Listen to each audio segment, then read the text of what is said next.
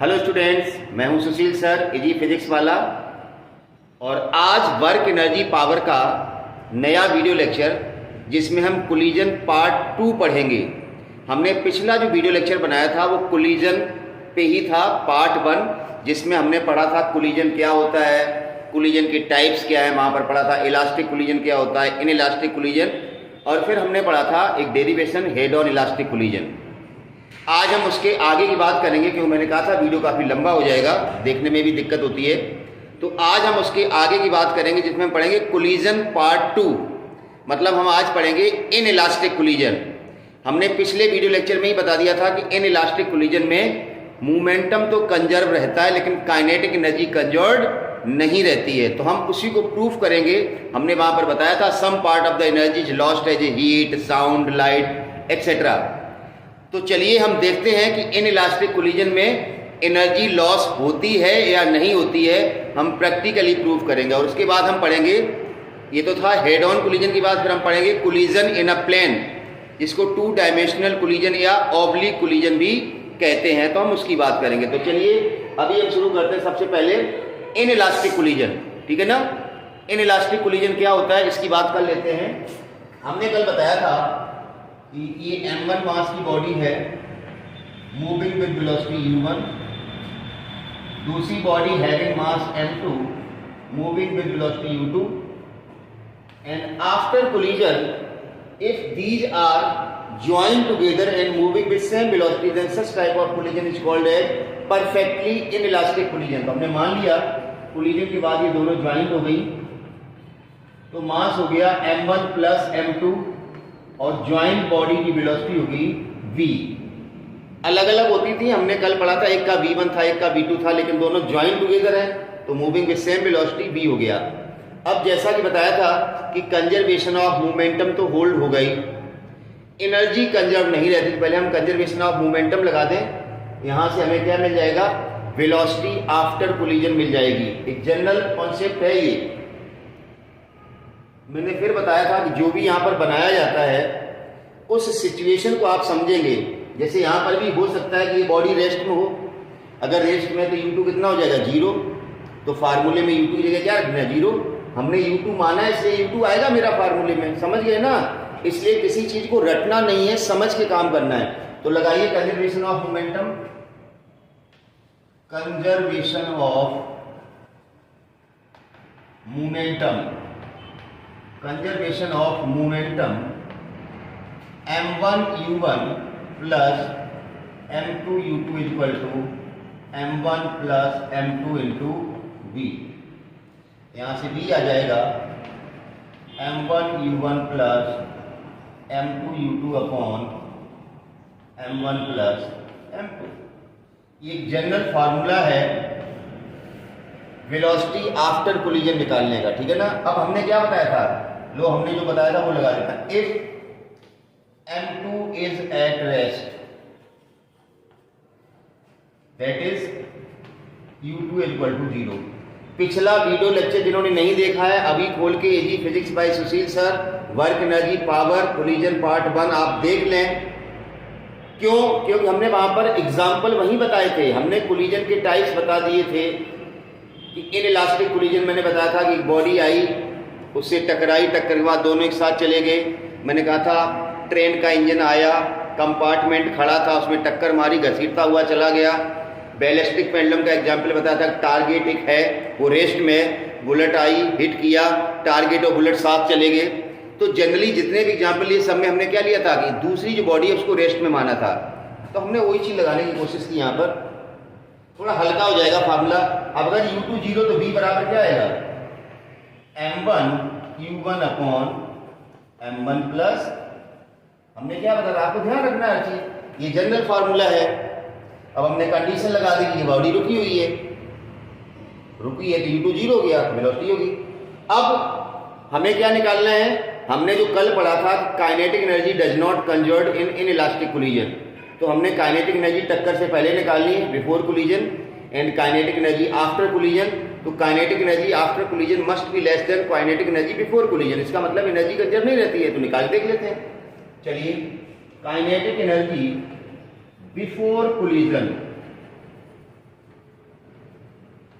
Half m1u1 square. इसमें तो कितनी दिक्कत नहीं होनी चाहिए, इसको हमने रेस्ट में मान लिया है। तो काइनेटिक एनर्जी बिफोर कोलिजन ये सिचुएशन, आफ्टर कोलिजन ये है। तो ये सो रेस्ट में हो गया, तो काइनेटिक एनर्जी इसके पास है, इसकी काइनेटिक एनर्जी जीरो होगी। अब kinetic energy after collision, kinetic energy after collision half m1 plus m2 into b square. और b की वैल्यू हम ऑलरेडी निकाल चुके हैं, यहां पर रख दीजिए।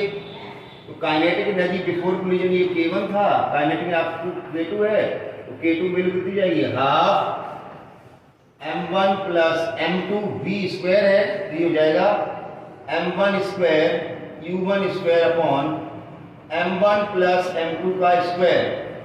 ये m1 प्लस m2 के स्क्वायर से चला गया, तो k2 बराबर आ जाएगा half m1 square u1 square upon only m1 plus m2।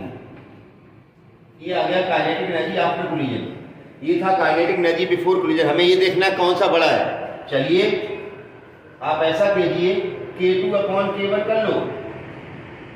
ये k2 नहीं, ये k1 ही डिवाइड कर लो, हाफ से हाफ जाएगा, m1 से m1 जाएगा, तो हमें क्या मिलेगा, m1 upon m1 plus m2 मिलने वाला है। देखो k2 को k1 से डिवाइड करेंगे तो आएगा। अब आपको पता है ये जो टर्म है m1 upon m1 plus m2, ऊपर m1 है, नीचे m1 प्लस m2, मतलब ऊपर वाला टर्म छोटा, नीचे वाला बड़ा है। ऑब्वियसली डिवाइड करेंगे तो लेस देन 1 आएगा। m1 छोटा है, ये बड़ा है, डबल हो गया, दो जुड़ गए हैं, तो भाग देंगे तो एक बार कैसे जाएगा, एक से कम जाएगा। मतलब आपने निकाल लिया k2 upon k1 is less than 1। This gives k2 is less than,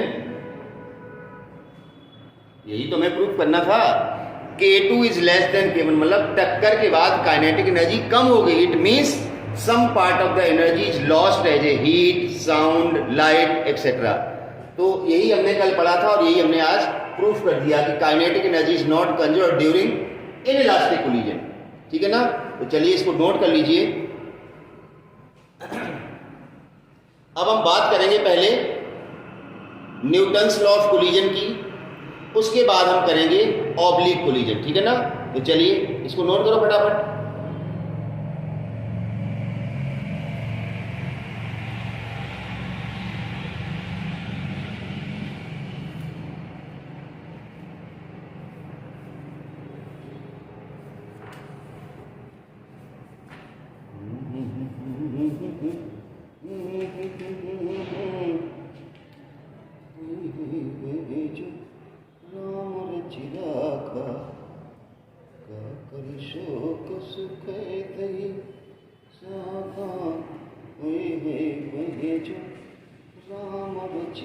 चलो हटा देता हूँ भैया, बहुत हो गया। पहले न्यूटन्स लॉ ऑफ कोलिजन पढ़ते हैं, उसके बाद ऑब्लिक कोलिजन पढ़ते हैं, फिर हम कोलिजन के कुछ क्वेश्चंस। देखिए कोलिजन में कुछ नहीं है, दो फार्मूले लगते हैं, conservation of energy, conservation of momentum. बस हमें ये ध्यान रखना क्वेश्चन क्या कह रहा है उसके अकॉर्डिंग से हमें चलना है। जो क्वेश्चन कहता जाए करते जाओ, ये रेस्ट में जीरो कर दो, ये है, बस टक्कर के बाद वेलोसिटी उल्टी आ रही माइनस कर दो, मतलब आपको दिख जाएगा क्वेश्चन में, नया कुछ नहीं है। न्यूटन्स लॉ ऑफ कोलिजन, वैसे तो Newton's law of collision basically हमने जो फर्स्ट वीडियो लेक्चर कोलिजन का दिया था, relative velocity of approach is equal to relative velocity of separation, वही न्यूटन्स लॉ ऑफ कोलिजन है। न्यूटन्स लॉ ऑफ कोलिजन देख लेते हैं।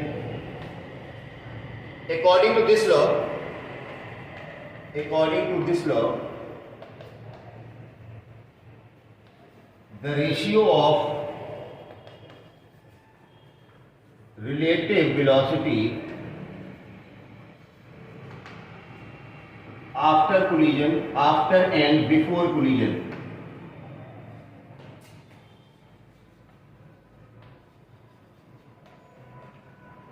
is always a constant, and that constant is called as negative of coefficient of restitution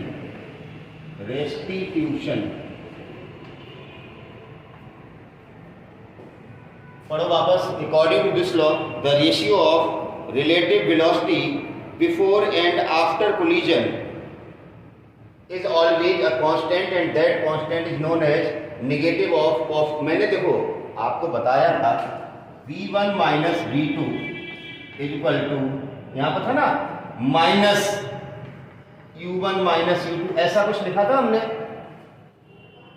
या इसको इधर लिया उसको इधर लिया, ऐसा फार्मूला था। ये कब था? इलास्टिक कोलिजन के लिए। ये ऐसा तब था जब कोलिजन क्या था? इलास्टिक।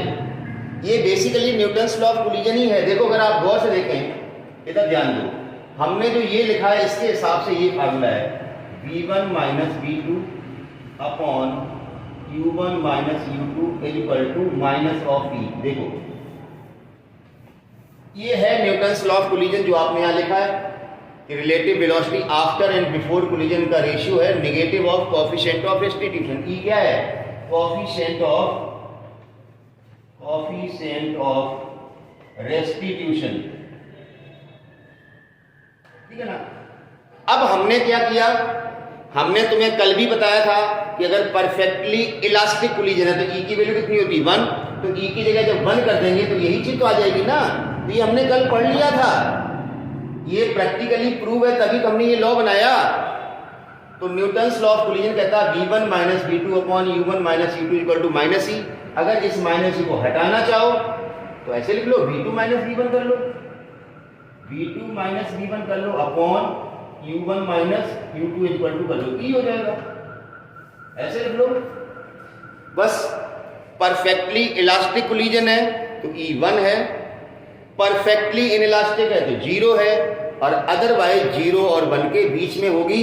हमने बताया था कल सुपर इलास्टिक के केस में E का मान 1 से ज्यादा भी हो सकता है। तो ये था न्यूटन्स लॉ ऑफ कोलिजन, ठीक है ना। परफेक्टली वाले दोनों याद होने चाहिए। For perfectly elastic E1, for perfectly inelastic E0, और अदरवाइज 0 और 1 के बीच में ई की वैल्यू होगी। वो क्वेश्चन में आपको दी जाएगी, वो याद करने की जरूरत नहीं है। चलिए हटा देता हूं मैं इसको, हटा दो भाई। चलिए याद रख लेना ई का मान 1, परफेक्टली इलास्टिक, ये 1 हो जाएगा, यहाँ पर यहाँ 1 हो जाएगा। तो ये सीधी सीधी यहाँ से v और u में एक इक्वेशन मिल जाती है। न्यूमेरिकल जब करेंगे ना v1 v2 दो अननोन होते हैं, तो एक इक्वेशन यहाँ से बना लिया करेंगे, एक इक्वेशन जो क्वेश्चन की सिचुएशन है वहां से बना लो, सॉल्व कर लो, v1 v2 आ जाएंगे। वैल्यू याद रखना ई का मान 1 फॉर परफेक्टली इलास्टिक, तीसरी बार बोल रहा हूँ, ई की value 0 for perfectly elastic, otherwise 0 और 1 के बीच में गिवन होगी। कल भी लिखा था हमने पिछले वीडियो लेक्चर में, इसलिए मैं बार बार लिख नहीं रहा हूं।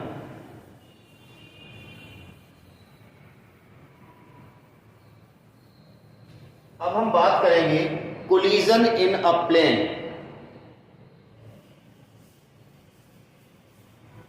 कोलिजन इन अ प्लेन या ऑब्लिक कोलिजन की बात करेंगे।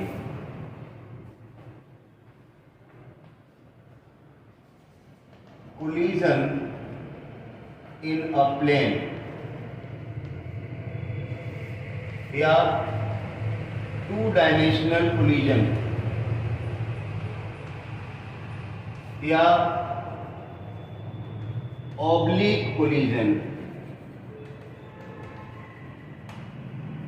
सबका मतलब एक ही है। कोलिजन इन अ प्लेन कहो या 2 डायमेंशनल कोलिजन कहो या ऑब्लिक कोलिजन कहो, कुछ नहीं है।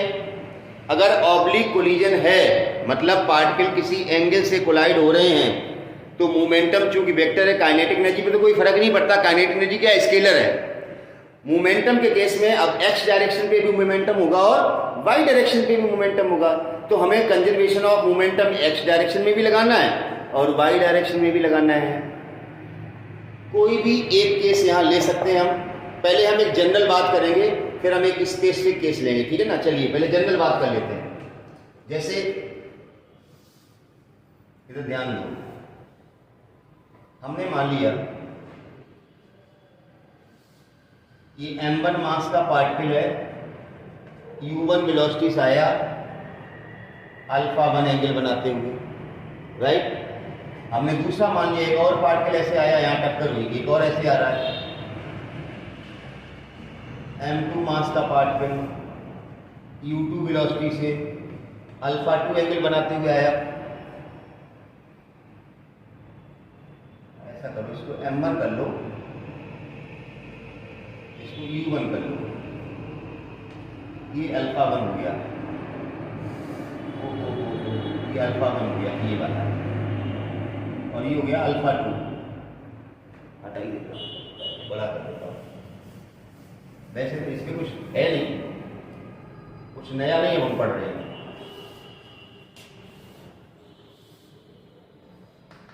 देखो m1 u1, m2 u2, alpha 1 alpha 2, m1 v1, m2 v2, beta 1 और ये पूरा बीटा 2, ये पूरा एंगल बीटा 2। कुछ नहीं करना है यार। अब सिंपल सी बात है, कंजर्वेशन ऑफ मोमेंटम अगर हम लगाएंगे, ये एक्स एक्सिस, ये वाई, और ये m1 u1 मोमेंटम है, इसका एंगल अल्फा बनते हैं, कॉस कंपोनेंट आ जाएगा एंगल के साथ कॉस कंपोनेंट। तो टक्कर से पहले मोमेंटम दोनों का लिखो, conservation of momentum, conservation of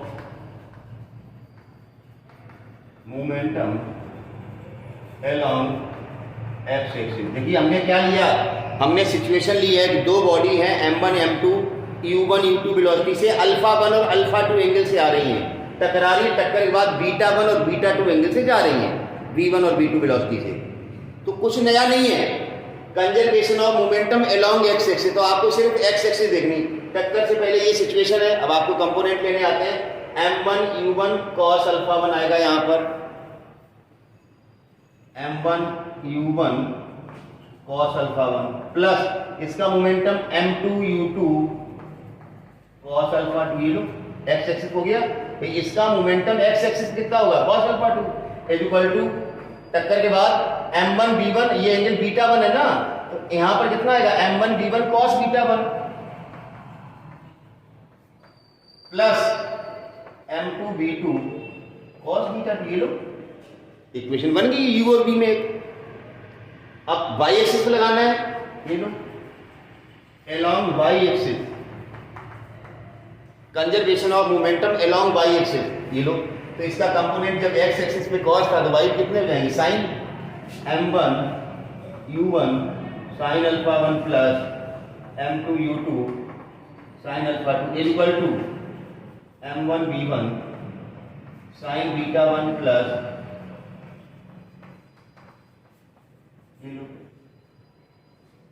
और कंजर्वेशन ऑफ एनर्जी तो कोई फर्क नहीं पड़ता, कंजर्वेशन ऑफ एनर्जी का फार्मूला वही रहेगा, हाफ m1 किसी भी एंगल से आए, half m2 u2 square equal to half m1 v1 square plus half m2 v2 square. Conservation of energy की एनर्जी तो स्केलर है, किसी एंगल से आए, किसी एनर्जी में तो वेलोसिटी और मास चाहिए, किस एंगल से आ रहा उससे कोई फर्क नहीं पड़ता है। तो अगर ऑब्लिक कोलिजन है, बॉडी किस एंगल से आ रही, तो हमें कंपोनेंट लेने पड़ेंगे मोमेंटम के। कंपोनेंट जिनको नहीं आता मैं वापस बता देता हूं। अरे यार हमने क्या बताया था, ये है m1 मास u1 वेलोसिटी, ये अल्फा 1 है। इसको चाहो तो आप आगे करके देख लो, यहाँ पर एंगल अल्फा बनेगा, ये वाला सेम एंगल बनेगा ऐसे करके, ये वाला, तो इसका कॉस कंपोनेंट यही आएगा ना। तो यहाँ लिख देते हैं m1 u1 cos अल्फा 1, ये आता है, तो आपको पता है। यहाँ क्या आएगा m1 u1, ये कंपोनेंट लेना आपको सिखाया गया था, एंगल के साथ कॉस कंपोनेंट और दूसरा कंपोनेंट साइन होता है। इधर करके लोगों तो ये कॉस यहाँ आ जाएगा, साइन यहाँ आ जाएगा, आएंगे दोनों परपेंडिकुलर ही। तो कंपोनेंट लेना आपको आता है, इसलिए कोई दिक्कत नहीं है। जिनको नहीं आता है, मैंने कहा ना, रेगुलर और कांस्टेंट वीडियो देखने पड़ेंगे आपको। अब हम एक अलग सिचुएशन ले रहे हैं जो एग्जाम में आता है और जहां से क्वेश्चन बनता है, जो एग्जाम में आता है वहां से क्वेश्चन बनता है।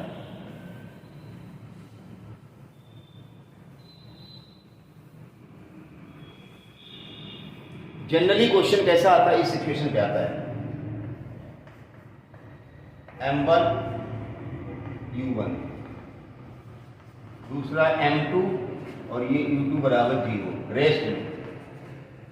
इसने इसको टक्कर मारी, टक्कर के बाद ये लो m1 v1, ये मान लो θ1 है, m2 v2 और ये मान लिया θ2 है। इस टाइप से ये एक कॉमन सिचुएशन है, कॉमन प्रॉब्लम है, इसको समझ लीजिए। फिर क्वेश्चन भी खूब सारे आपको करने हैं। देखो हमने कहा नया कुछ नहीं करना है। ये एक्स एक्सिस को देख लो, देखो ध्यान से, टक्कर से पहले तो ऑब्लिक है ही नहीं, टक्कर से पहले तो सीधा ही है, टक्कर के बाद अलग अलग डायरेक्शन में जा रहे हैं, अलग अलग एंगल से, तो टक्कर के बाद जो मोमेंटम होगा वो एक्स डायरेक्शन पे भी होगा और वाई डायरेक्शन। टक्कर से पहले तो है ही नहीं, सीधा एक्स डायरेक्शन में ही, वाई में तो कुछ है ही नहीं। तो देखिए हमने अभी क्या बताया था, वापस समझ ले जिन्होंने पीछे वाला नहीं समझा। कंजर्वेशन ऑफ ये इंपॉर्टेंट सिचुएशन है, अभी हम क्वेश्चन देंगे इस पे। Conservation of momentum along x axis, along x axis। इसका मास m1 velocity u1 x direction में ही है ना, इसका मोमेंटम किधर ही होगा, m1 u1 प्लस ये बॉडी तो रेस्ट में, इसका मोमेंटम कितना है 0। इसने इसको टक्कर मारी तब ये रेस्ट में था, टक्कर मारने के बाद एक इधर गया एक इधर गया, कंफ्यूज मत होना। तो conservation of momentum along x axis, इसका मोमेंटम तो एक्स एक्सिस पे ही है, ये लिख दिया हमने, इसका मोमेंटम तो 0 है। ये बिफोर कोलिजन हो गया, ये बिफोर कोलिजन। तक कोलिजन के बाद देखो, कोलिजन के बाद m1 वाला इधर गया तो इसका मोमेंटम m1 v1 होगा, लेकिन इधर होगा ना m1 v1, ये एंगल θ1 दिया गया, तो इसका x कंपोनेंट यहां पर क्या आएगा, देखो आप गौर से, यहां पर आएगा m1 v1 cos θ1, और ये इस डायरेक्शन में इस लाइन के साथ θ1 एंगल बना, हमने बताया था ये x समझो आप, ये m1 है, ये v1 है, ये θ1, तो यहाँ पे आएगा m1 v1 cos θ1 और यहाँ पे आएगा m1 v1 sin θ1। ये चीज सबको आनी चाहिए, m1 v1 ये थीटा है, यहाँ पर आएगा साइन कंपोनेंट, कितना आएगा यहाँ पर m1 v1 sin θ1, वो लिखा है। ऐसे ही दूसरा इधर है, ये m2 है, ये v2 है और ये एंगल कितना है θ2, तो m2 v2 तो इधर जाएगा, तो इसका cos कंपोनेंट यही आएगा ना,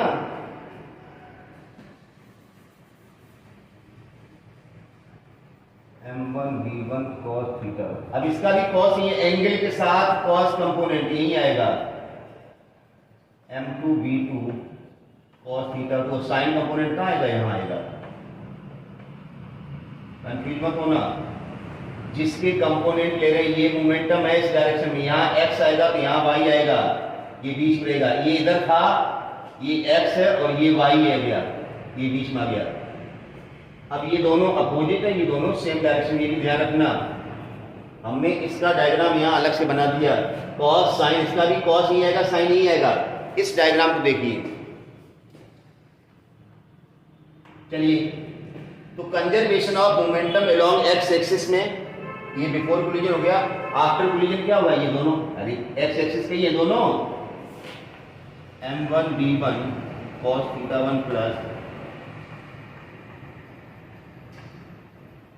total momentum before collision, before collision इन दोनों का मोमेंटम लिख दिया, आफ्टर कोलिजन इन दोनों का मोमेंटम एक्स एक्सिस पे, इसका मोमेंटम भी एक्स पे होगा और इसका भी एक्स पे होगा, ये रहा ना, इक्वेशन 1 हो गई।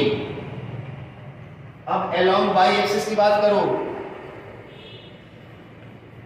अलोंग वाई एक्सिस की बात करो, तो टक्कर से पहले, अब देखो टक्कर पार्टिकल का मोशन तो ये था, वाई डायरेक्शन पे तो कोई मोमेंटम है ही नहीं, टक्कर से पहले 0, भाई इसका मोमेंटम इधर है एक्स एक्सिस, वाई पे कहाँ है, वाई की तरफ तो जा ही नहीं रहा, 0, इसका तो वैसे ही 0 है, तो रेस्ट में ही था।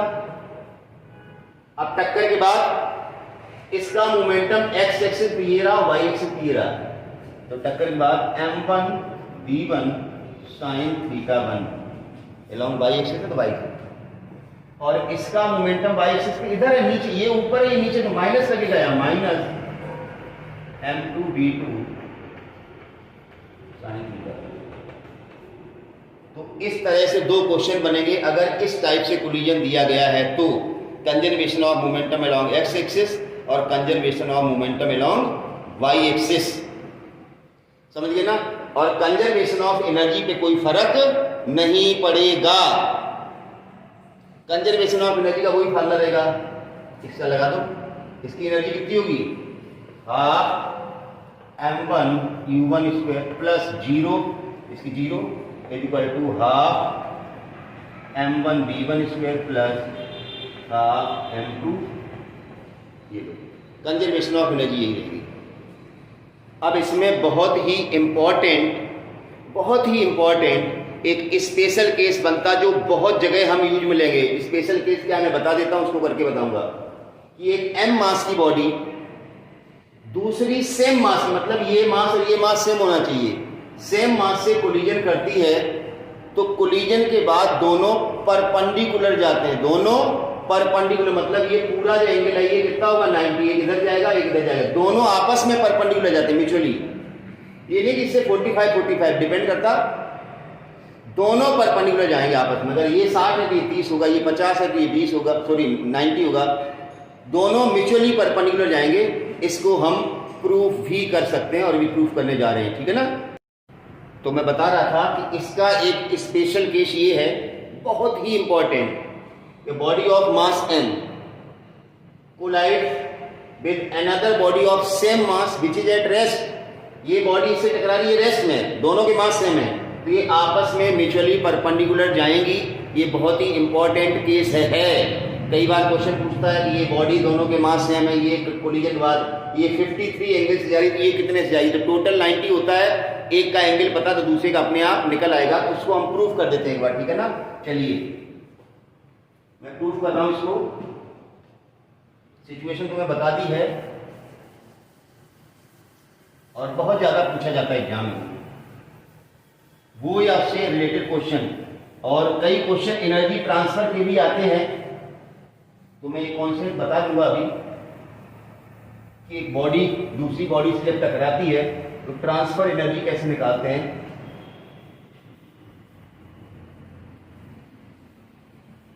चलिए हमने क्या बताया था, स्पेशल केस है, इंपॉर्टेंट है, क्या है, body of mass m moving with velocity मान लो u1 collides body of mass same, मतलब m1 और m2 सेम है और ये क्या है रेस्ट में है। कोलिजन के बाद ये θ1 और ये θ2 है, दोनों के मास तो सेम ही है m और m, ये मान लो v1 वेलोसिटी और ये, तो ये θ1 प्लस θ2 ये 90 होता है। अगर एक बॉडी दूसरी सेम मास की बॉडी से कोलाइड करे और कोलिजन के बाद इस तरह से ऑब्लिक हो जाए तो दोनों के बीच में जो एंगल है वो 90 होता है, मतलब θ1 प्लस θ2 इज इक्वल्स टू 90। ये बहुत ही इंपॉर्टेंट रिजल्ट है, कई बार ये एंगल दे दिया जाता है, ये पूछ लिया जाता है। कंडीशन क्या है, सेम मास। तो देखो बहुत सिंपल सा तरीका है करने का, या तो आप ऐसे ही कर लो जैसे भी हमने दोनों इक्वेशन बनाई थी, इसी की इक्वेशन बनाई थी ना, या एक और उससे भी सिंपल तरीका, बिल्कुल देखो अभी हमने जो इक्वेशन बनाई इसमें conservation of momentum along x axis along y axis काफी लंबा चौड़ा करना पड़ रहा है, अब आप वेक्टर फॉर्म में कर लेते हैं उसको। According to conservation of momentum, conservation of momentum, conservation of momentum क्या कहता है, m(u1) वेक्टर के फॉर्म में लिख दिया प्लस 0, इसका momentum 0 is equal to mv1 plus mv, इसका momentum mass m1 velocity v1 mv1 होगा इस डायरेक्शन में, हमने कंपोनेंट ले लिए, इसका मोमेंटम mv2 होगा, m से मुड़ा दो u1 इज इक्वल टू आ जाएगा v1 plus v2। Equation number 1 मेरे ख्याल से इस इक्वेशन को बनाने में किसी को दिक्कत नहीं है। अब हमें क्या करना है, taking self product, taking self product, taking self product पता है आपको, इस वेक्टर का इसी से गुणा करना, मतलब u1 का u1 से ही गुणा करना है equal to v1 plus v2 का v1 प्लस v2 से ही गुणा करना है। हमें क्या मिलेगा, देखिए ये u1 स्क्वायर हो जाएगा, ये आ जाएगा v1 square plus v2 square plus 2v1 v2। Vector है तो यहाँ डॉट लगाना ही पड़ेगा, नहीं तो देखो मैंने क्या बताया था, v1 का v1 से गुणा करो, सेम वेक्टर का जब डॉट प्रोडक्ट लेते हो वेक्टर हट जाता है, स्क्वायर हो जाएगा, तो इनका गुणा कर लेना, v1 स्क्वायर आएगा v2 स्क्वायर, फिर v1 और v2 का करेंगे तो v1 v2 दो अलग अलग वेक्टर, तो v1 डॉट v2 आएगा, फिर v2 v1 का करेंगे तो v2 डॉट v1 आएगा, डॉट प्रोडक्ट क्या होता है, कम्यूटेटिव, तो ये इक्वेशन बन जाएगी। अब देखिए इसको नंबर दे दो आप 2। पहले हमने कंजर्वेशन ऑफ मोमेंटम लगाया, फिर उसका सेल्फ प्रोडक्ट ले लिया, इक्वेशन नंबर 2। अब कंजर्वेशन ऑफ एनर्जी लगा दो। कंजर्वेशन ऑफ एनर्जी क्या कहता है, conservation of energy,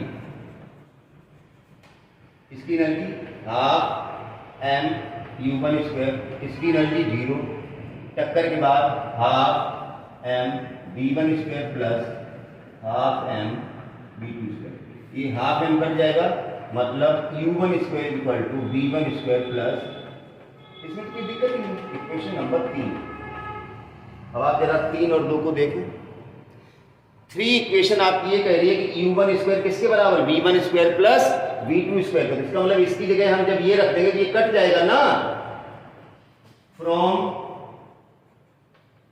2 and 3 equation कह रही है कि u1 स्क्वायर है वो v1 स्क्वायर, मतलब u1 स्क्वायर जगह जब v1 स्क्वायर प्लस v2 रखे तो ये कट जाएगा ना, मतलब ये कट गया, u1 स्क्वायर किससे कट गया, v1 स्क्वायर प्लस v2 से, क्यों, u1 स्क्वायर इसके बराबर है, तब आपके पास बचा क्या, 2v1 dot v2 equal to 0 या v1 dot v2 equal to 0।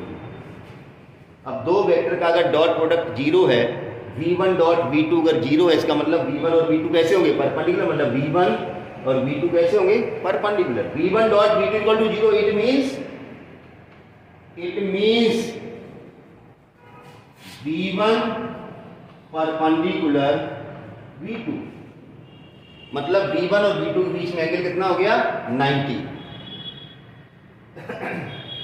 v1 perpendicular v2, मतलब ये एंगल कितना प्रूफ हो गया, θ1 प्लस θ2 90 प्रूफ हो गया। या आप ऐसे कर लो, देखो यहां से v1 dot v2 equal to 0 आ गया था आपके पास। अब v1 डॉट v2 0 का मतलब इनका डॉट प्रोडक्ट खोलो तो v1 v2 cos theta equal to a dot b बराबर ab cos theta, theta v1 और v2 बीच में एंगल क्या, θ1 प्लस θ2। अब हमें पता है v1 और v2 तो 0 है नहीं, इसका मतलब cos θ1 प्लस θ2 बराबर 0 है। अब cos थीटा बराबर 0 है तो इसका मतलब θ1 प्लस θ2 कितना होना चाहिए, 90। अरे cos 90 0 होता है, मतलब θ1 प्लस, मतलब ऐसे भी प्रूफ कर सकते हो और यहां से डायरेक्ट भी आप कह सकते हो। तो चलिए इसको भी नोट कर लीजिए, बहुत अच्छी चीज है ये मैंने बाद में लिखा है, इसके बाद में, पहले यहां से नीचे आना है फिर इसके बाद में ये लिखा है। तो ये भी बहुत अच्छा क्वेश्चन था, ये स्टैंडर्ड रिजल्ट एक तरह से है, पॉज करके इसको नोट कर लीजिए, ठीक है ना। चलिए एक चीज और बता देता हूं मैं, हटा दूं इसको,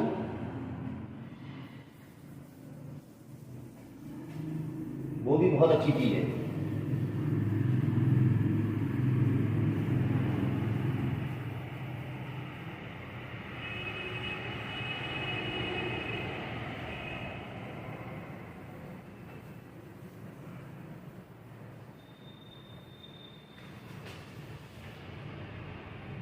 देखिए चीज क्या है, एक बॉडी, जैसे ये बॉडी है m1 मास की, u1 वेलोसिटी से जा रही है, दूसरी बॉडी है m2 मास की, u2 कितना है 0। इसने इसे टक्कर किया, टक्कर के बाद ये जो टकराने वाली बॉडी है कितनी एनर्जी लॉस करेगी। टक्कर के बाद हम ऐसा मानते हैं कि m1 वाले की वेलोसिटी v1 है और m2 वाले की वेलोसिटी v2 है, ऐसा मानते हैं ना। टक्कर से पहले ये मास और वेलोसिटी। अब इसमें कंडीशन क्या है, m1 m2 बराबर नहीं, ये रेस्ट में है। मतलब एक बॉडी जिसका सर्टेन मास है किसी दूसरी बॉडी से जो कि रेस्ट में उससे टकरा रही है, तो टक्कर में टकराने वाली body find energy transfer of colliding body या fraction change in energy of the colliding body, और ऐसे fraction change in kinetic energy of colliding body. इस टाइप के क्वेश्चन में हमें क्या करना है, जो कोलाइडिंग बॉडी है, जो कोलाइड कर रही है, उसकी टक्कर से पहले एनर्जी निकाल लो, सुनिए ध्यान से, और उसी की टक्कर के बाद, भाई जो हम एक कोई बॉडी टकरा रही है तो उस बॉडी की टक्कर से पहले एनर्जी कितनी है, उस बॉडी की टक्कर के बाद कितनी, दोनों पता जाएंगे तो हम निकाल लेंगे ना कि कितना फ्रैक्शन लॉस हुआ। तो देखिए kinetic energy of colliding body before collision, K1 equal to half m1 u1 square. यही टकरा रही इससे, इसकी काइनेटिक एनर्जी निकाली। अब इसी की टक्कर के बाद निकालनी ये वाली kinetic energy of colliding body after collision, K2 निकाल लो, हाफ m1 v1 स्क्वायर। टक्कर से पहले वेलोसिटी u1 थी, टक्कर के बाद वेलोसिटी v1 होती है, हाफ m1 v1 स्क्वायर। ये हो गया दूसरा नंबर।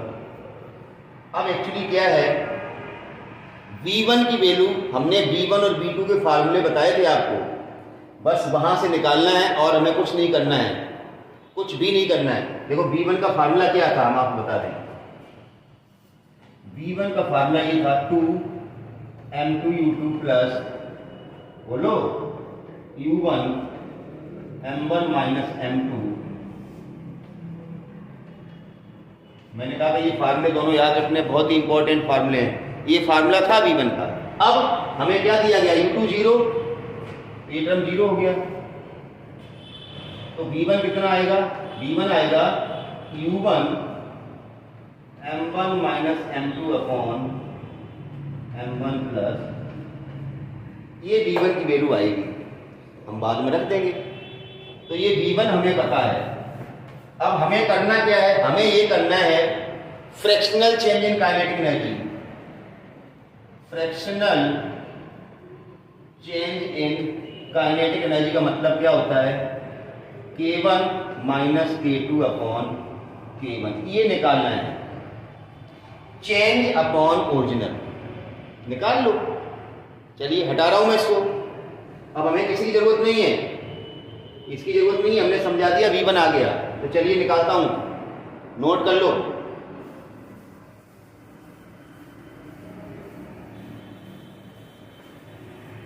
चलिए फ्रैक्शनल चेंज की बात कर लेते हैं। तो K1 minus K2 upon K1 कितना आएगा, K1 क्या था, half m1 u1 square minus K2 कितना था, half m1 v1 square upon वापस K1 half m1 u1 square.